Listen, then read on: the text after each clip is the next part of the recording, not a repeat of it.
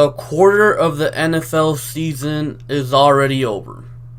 That's crazy, man. Like, I feel like we were waiting forever for the NFL season to start, and now that it actually started, we're already 4 weeks into the season.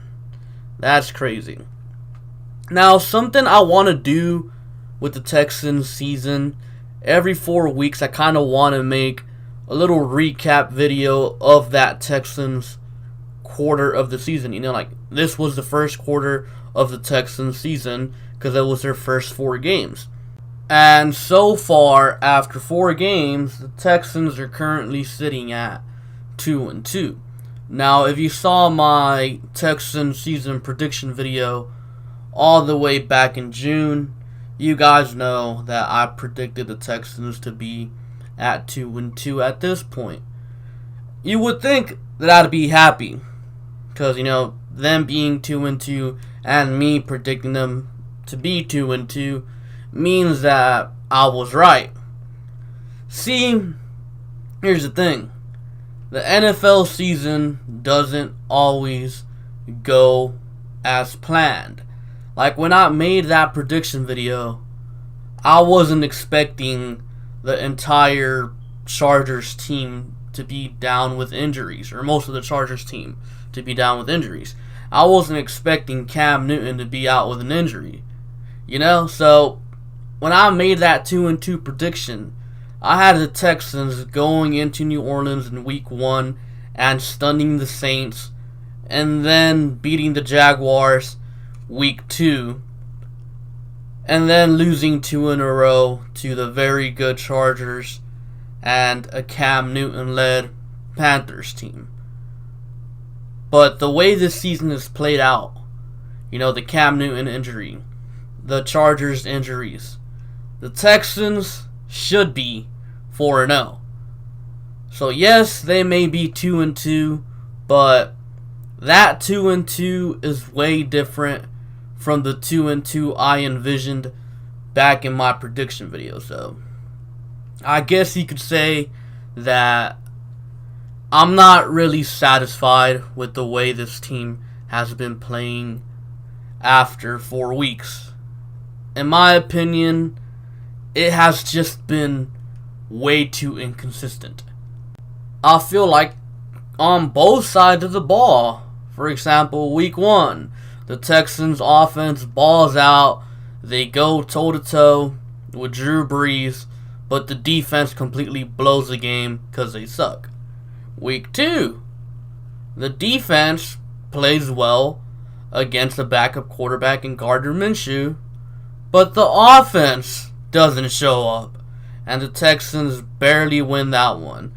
Week 3, the offense shows up, they ball out, they outplay future Hall of Famer Phillip Rivers. The defense, they didn't really show up, but, you know, they got the win. They made a stop there at the end. Week 4, defense does their job. They show up against another backup quarterback. Offense completely fails to show up, and they lose the game. So, I'd say the Texans, this season so far, they've been pretty much summarizing what the Texans have been in their whole existence. Think about it. Early on in the David Carr era, we had a pretty good defense, but the offense wasn't there. Then we got Matt Schaub. We had a good offense, but the defense wasn't there. We bring in Wade Phillips. Our defense gets very good. Guess what? Offense wasn't there anymore. Schaub broke. After that, we have a revolving door at quarterback. Our defense is amazing, but our offense wasn't. We get Deshaun. Our offense is amazing. Our defense isn't. And this season, it's been switching every game. The offense shows up, but the defense doesn't. The defense shows up, but the offense doesn't. It's like the Texans can't have both at the same time. And there's a chance, maybe, just maybe, the Texans can one game or during a certain stretch of games, maybe they'll fire on all cylinders and be good on both sides of the ball at the same time. Maybe it's possible, but who knows, man? Like, these inconsistencies,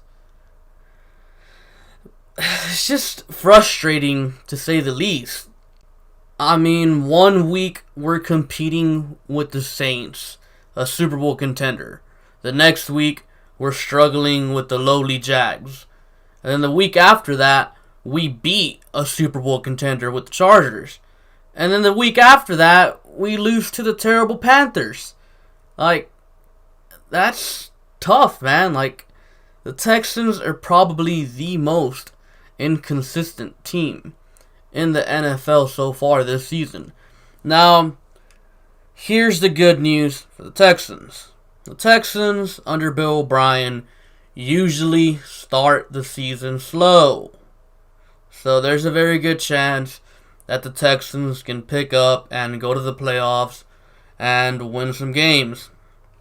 The bad news, we've seen this story before many, many times. The Texans are probably going to get in the playoffs, and they're probably going to get smacked out of the playoffs.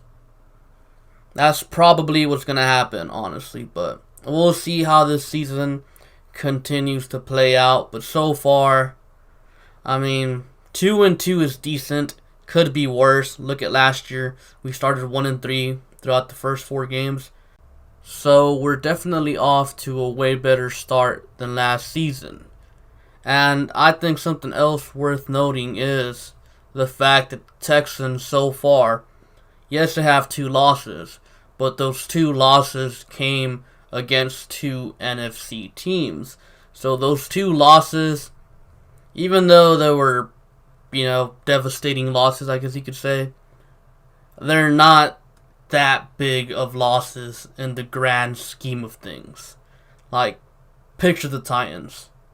They lost to the Colts, and they lost to the Jaguars. 2 AFC teams, 2 AFC South teams, actually. Those 2 losses could end up being huge down the road. The Colts, they lost to the Chargers, a team we already beat, and the Raiders, a team that we're going to play in the future. 2 AFC teams, one of which is probably most likely going to be in the playoffs come January. And then you have the Jaguars, lost to the Chiefs, and then lost to the Texans. 2 AFC teams, one of them in the division, the other one a team that is going to make the playoffs, a team that we play in the future. So the Texans' 2 losses so far this season, they're not as big as losses as our divisional opponents. So overall, yes, I'm not happy that we're 2-2. I'm not happy because we should be 4-0, but it could be worse. At least we're losing to NFC teams. NFC losses, they're not as bad as losing to an AFC team. So, yeah, there's that. Now let's get into how, I guess, players have been performing individually. And I'm going to give these players a grade. Let's start off with Deshaun Watson. Deshaun Watson, he's magical. He's amazing. But this season, he's been inconsistent. That's why I'm going to have to give Watson a C as a grade.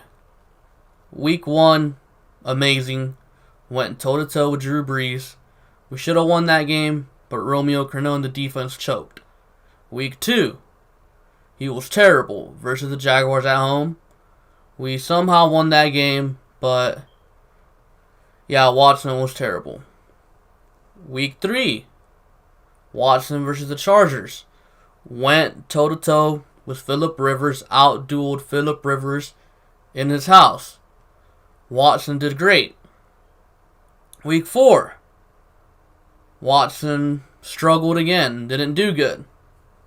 So far, the story of Deshaun Watson this season has been inconsistencies.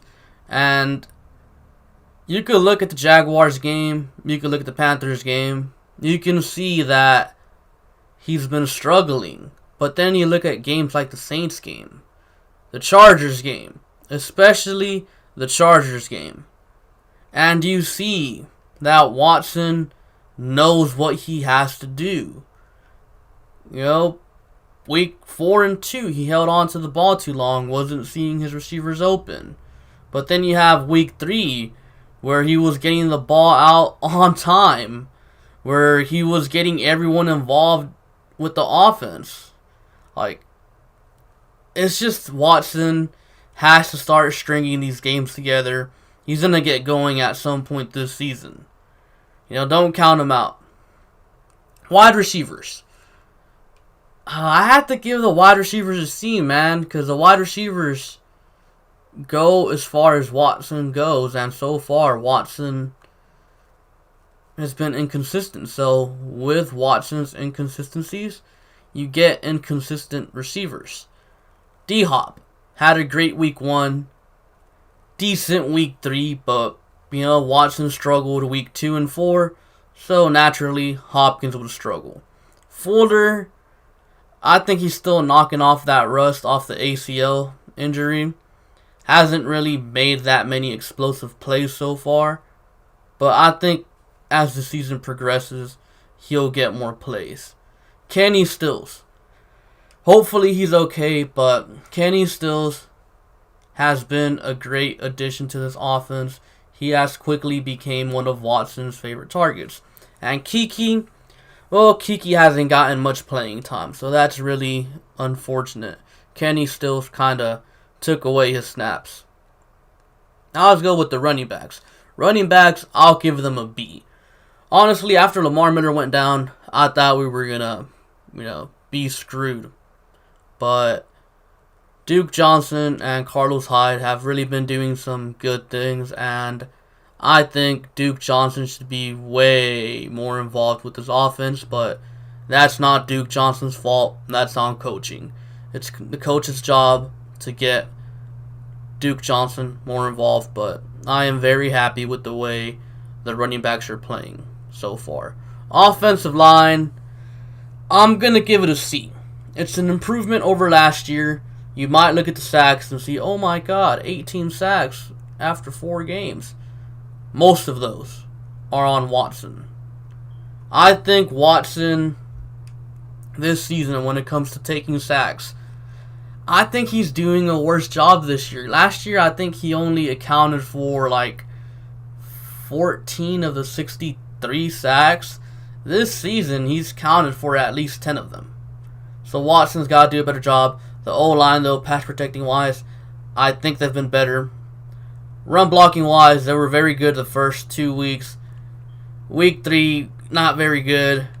Week 4, they were okay.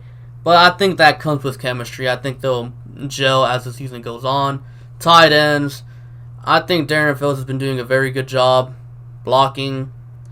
Akins has been okay, but like I said, tight ends, like the wide receivers, they kind of go as far as Watson takes them, and Watson has really been inconsistent. So, naturally, the tight ends will also be inconsistent. That's why I'm giving them a C+ grade, mostly due to the blocking of Darren Fells. I think he's been a great addition to the offense. Now, offensive coaching. I'm going to have to give him a D.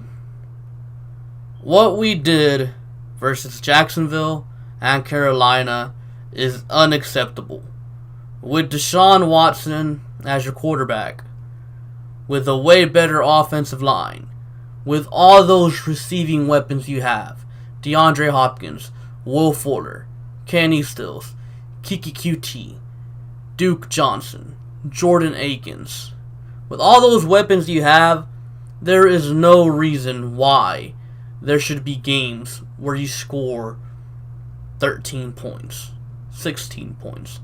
That's just unacceptable in my opinion. So that's why the coaching offensive side of the ball they get a D. They better get it cleaned up, because if they don't, they're going to be out of town. But I'm pretty sure you guys would be happy with that. I mean, I'm pretty sure everyone would be happy with that, because what the Texans are doing right now with Watson, that's a big no. Now, defensively, let's start off with the D-line. I'm going to give the D-line an A+. J.J. Watt finally got going. He's been good. DJ Reader, man. I already thought he was a very good nose tackle. But I think DJ Reader is legit getting to that elite tier interior defensive lineman. We already knew DJ Reader could stop the run very well. We knew he could eat up blocks. But now DJ Reader has started pressuring the quarterback. I didn't think DJ Reader could do that. I thought he was just going to be a run-stuffing nose tackle. But now he's actually starting to get pressure on quarterbacks. And I think that's an amazing development. We needed someone like that on the interior that can just push the pocket and make life easier for Merciless and Watt. And you guys have seen Merciless, what he's been doing so far this season. A lot of that is because of DJ Reader. DJ Reader pushes the pocket back. Quarterback has to step back even further to avoid pressure from the inside. And then Merciless just comes around and boom, gets him. So Merciless is having a great season. But keep an eye on DJ Reader, because he's also having an amazing season. And he's on the final year of his contract. So DJ Reader gonna get some big money, some big boy money for the big boy. Now, Charles Omenihu, drafted him in the 5th round, projected 2nd rounder. He's been doing really good, man. Unfortunately, he didn't play the week 4 game, but he's been good. He gets pressure from all over the place. Wherever you line him up, he gets pressure. The other guys, Brandon Dunn, he's been doing his job. Angelo Blackson, he's been doing his job, just stopping the run. Linebackers, Merciless, amazing. Cunningham and McKinney, been doing their job. But I might have to give the linebackers a B+, because although they've all been really, really good, the one area where they're lacking is coverage. They let Christian McCaffrey run free week 4. They let Alvin Kamara run free week 1. So, yeah, they got to get that cleaned up, man. But overall, front 7, man. I am liking the way the front 7 is playing. Like, we knew this front 7 was going to be good. Even without Clowney, it was still going to be good. But I think they've exceeded my expectations. And a lot of that is on DJ Reader. The guy has just been amazing. I think he might be my favorite Texans player right now. Well, other than John Weeks, but yeah. Now for the corners. I'm going to have to give them a D.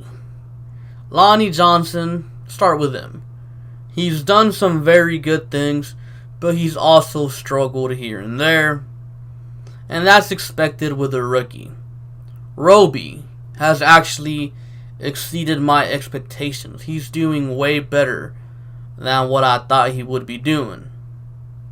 Jonathan Joseph. Old man Joseph. Hopefully, after this season, Joseph retires, man. Like, not, just steps away from football forever. I think Jonathan Joseph has a future in coaching football. I think he's a smart guy. I think he's a good guy. But unfortunately, his age has finally caught up to him. I mean, yes, he hasn't really been amazing 2017 and 2018. But I feel like in 2019, he took like a huge step back. He was already declining, but 2019, has been tough on Joseph, man. And it's really sad to see because Joseph really is one of my favorite players. Like, when we first brought him in 2011, he completely transformed this secondary from being absolute trash to actually being good. And we had a nice little run there for a few years, but here we are again with a terrible secondary. And then you got Aaron Colvin, who was terrible week 1 and got cut. But yeah, other than that, those, I guess, 4 guys if you count Colvin, have really been the guys that got in the most snaps at corner. And Roby's done a decent job. Lonnie Johnson up and down. Joseph, not so good. Let's move on to the safeties. I'm giving the safeties a grade of B-. I think Gibson has done a good job. He's done what I've expected him to do. But Justin Reed, like, it's not a knock on Reed either. Like, it's not his fault. He has a shoulder injury, and in my opinion, it shows. It shows really bad. He's been good in coverage, but whenever he has to tackle, you can tell it's affecting him. The shoulder injury is affecting him because last year, he was a for sure tackler. He'd bring him down. But this year, he don't bring him down how he used to bring him down last year. So that leads me to believe that shoulder injury for Justin Reed, it's affecting him. Even though he got that great goal line stop on Leonard Fournette week 2, there's been multiple occasions where Justin Reed just doesn't look like the Justin Reed we saw last year, flying around everywhere, making hits, making good tackles. So hopefully Justin Reed heals, and hopefully he's good to go, and hopefully his tackling improves. And then you got Jalil Adai. Jalil is a good box safety. He blitzes well, stuffs the run, but he's absolutely terrible in coverage. I guess he's had a few good coverage snaps, but for the most part, whenever you have to put Jalil Adai in coverage, I feel like some bad things are going to happen. So, because of Jalil Adai's coverage skills, because of Justin Reed's injuries, I'd give the safeties a B-. Now, defensive coaching as a whole, I'll give it a C+. And that might come to as a surprise to some of you guys, because week 1, I completely bashed Romeo Crennel. He did terrible versus the Saints. But, in my opinion, he did pretty good, or he did his job week 2 against the Jaguars. Held them to 12 points. Week 3, yes, it was rough. But look at it this way. Overall, in the grand scheme of things, week 3 versus the Chargers, they allowed 20 points up against a very good quarterback. They allowed 3 points in the second half, and they got to stop at the end of the game. Week 4, they held the Panthers to 16 points. They got 3 turnovers. And I believe 10 of the Panthers' points that game came off of terrible field position that the offense set them up in. So, that's not on Romeo Crennel. So, overall, even though week 1 looked rough, I think Romeo Crennel, after that week 1 game, has been doing a pretty decent job. I don't think he's been doing that bad, given he did play 2 backup quarterbacks, but again, he did his job. He did what he was supposed to do. Now, come week 6 when we play the Chiefs, I'll probably be calling for his head again because he'll probably allow 50 points. But for the most part, so far, week 2, 3, and 4, Crennel's been doing his job. So the overall defense, I'd say they've kind of exceeded my expectations. Offensively, they've let me down. Texans right now, they're 2-2. What I predicted. Not happy with them though. Should be 4-0 at the very least. Should be 3-1 with the win over the Panthers. They should not have lost to those Panthers, but here we are. Hopefully, the Texans offense starts firing on all cylinders. If not, then you already know Bill O'Brien and his coaching staff will be fired by the end of the year. Now, that's pretty much all I have for you guys for today. Be sure to like, comment, and subscribe. Thank you for watching, and I'll catch you guys later. Peace.